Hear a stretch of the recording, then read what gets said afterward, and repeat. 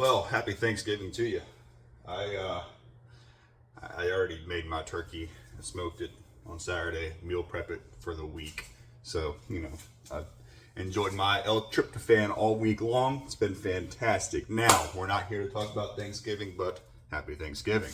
What we're here to talk about is this beautiful bee sitting right behind me. This, ladies and gentlemen, is a 2016 Polaris General 1000 EPS. She's been rode hard, put up damp, moist, and today we're gonna start fixing some of the issues that this General has. Now, I ordered a lift kit. I must have been 2 or 3 beers deep when I ordered it because I only ordered the front. So, I'm not. This ain't no Carolina squat video, okay? We don't do that yee shit. All right. So I went ahead and ordered a correct lift kit. We'll be here Saturday, which means I will get this done hopefully Monday night. Now, welcome to Town Creek ATV. I think. Still? Yep. Still.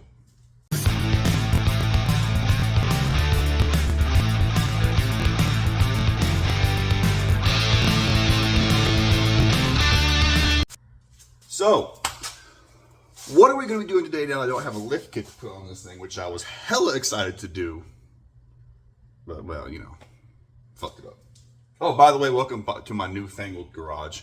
Ignore the mess. Still kind of putting stuff where it's supposed to go, but priorities are indeed priorities. So, if you follow me around the vehicle, I'll show you the things that I have a problem with and that we will be fixing today and subsequently Monday or Tuesday, something like that, one of those days.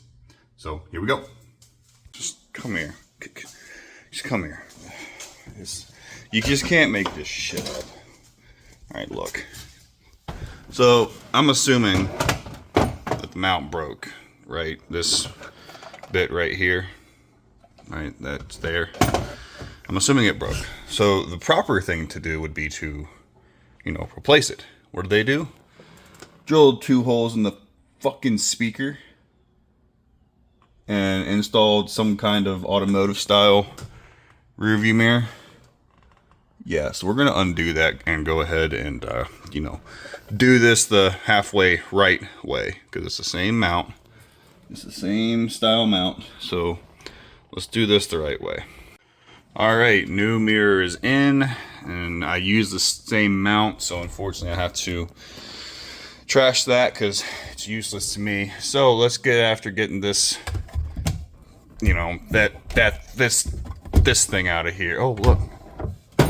It's not, it's got to unscrew those. Now that is done, having a flip up windshield made that task so much easier, but that's all it is right there. So it's still on the factory mount and everything works well. So on to the very last order of business. Turn these lights on so you can see what I'm talking about here.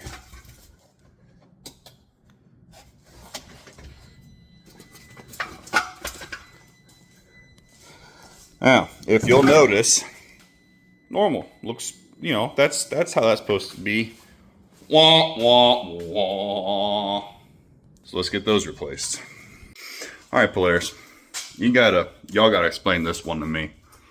What the fuck? Why was that your best move? Granted, I'm in a shitty situation because the previous self-tappers was the best way to fix the plastic. So now I gotta get all those off to get this off. Realistically, it's supposed to be 1 bolt. This bolt right here. Oh, that fell out. That's good. Whatever. That bolt right there is supposed to be the only bolt you gotta take out to get this off. Fortunately, I gotta take out 12. But that's how it works for me. Now that that's done and over with, got 2 perfectly functioning taillights. Doesn't say much about the condition of everything else, but it is what it is. So let's just say that half the shit I ordered didn't work.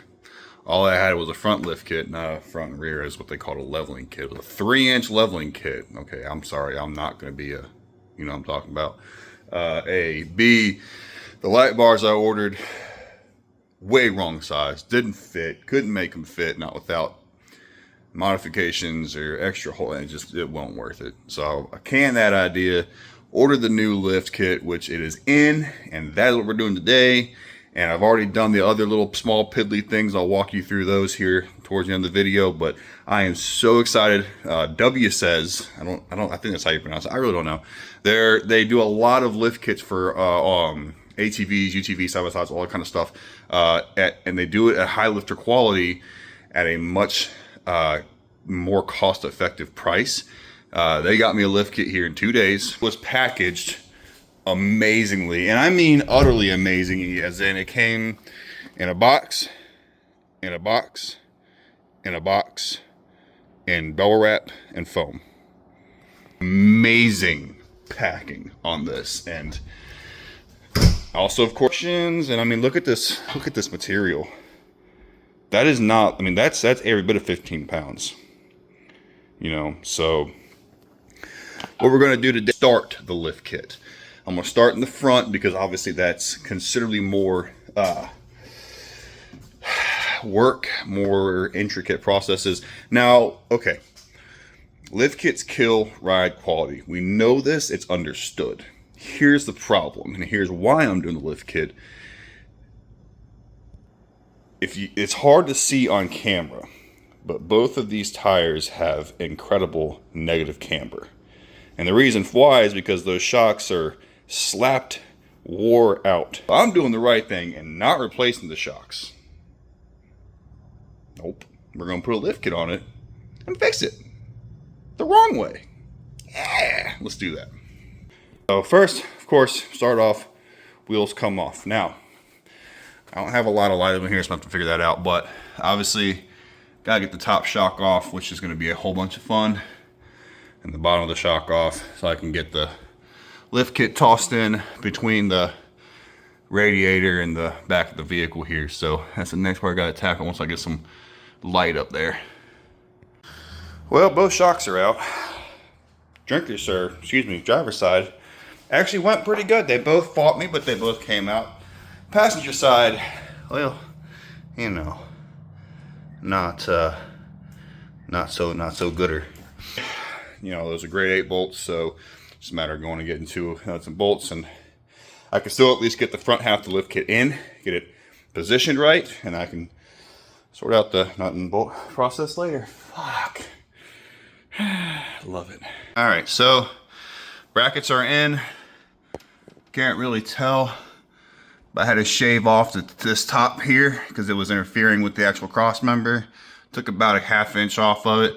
Still got plenty of meat left to hold it. So now that it's in there, we can go ahead and mount the shock back in here. This is an absolute dogfight, especially if you have all the fancy stuff. I gotta connect that again. Well, she's done.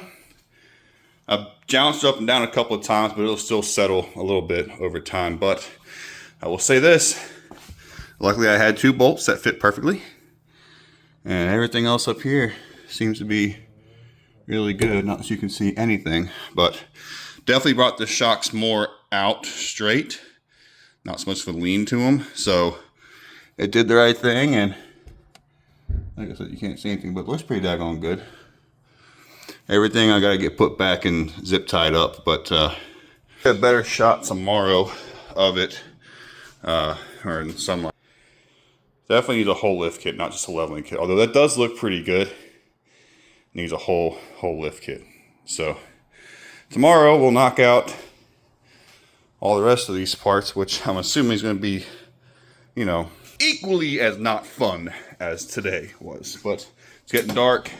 It's getting hard to see. I gotta feed the dogs, so finish this up tomorrow morning.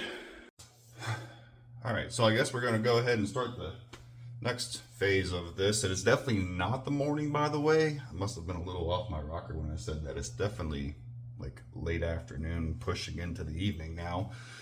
So rear. The rear should be a lot simpler. I removed the shocks in the same fashion as before, which they're much easier to get to.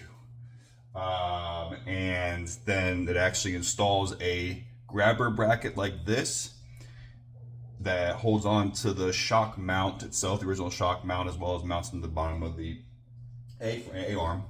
A, and then B has a shock bracket that attaches and of course brings the shock out further away, thusly giving you a lift. So we're going to go ahead and get that rolling. I don't know if the fact that he has aftermarket Super ATV A-arms on this is going to make a difference or not, but you know, if it's anything like yesterday, I'm just going to have to figure it the fuck out, and that's what I'm really good at. So welcome to day 4 of this project. All right, so we got the shock off, obviously lower mount, upper mounts. Now I got to get my parts and pieces and get them over here. The only concern I have is I do not have the bolt for the sway bar. So I'm not really sure what this looks like, but we'll get it on and get it figured out, I guess. Well, we got it done. Let me tell you what, the clearances on these are absolutely insane.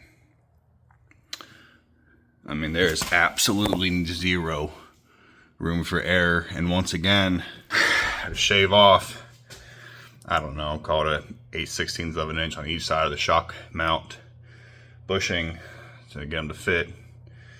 But it's in, so now it's got to button everything up and put the tires and wheels back on. So let's get everything tightened up.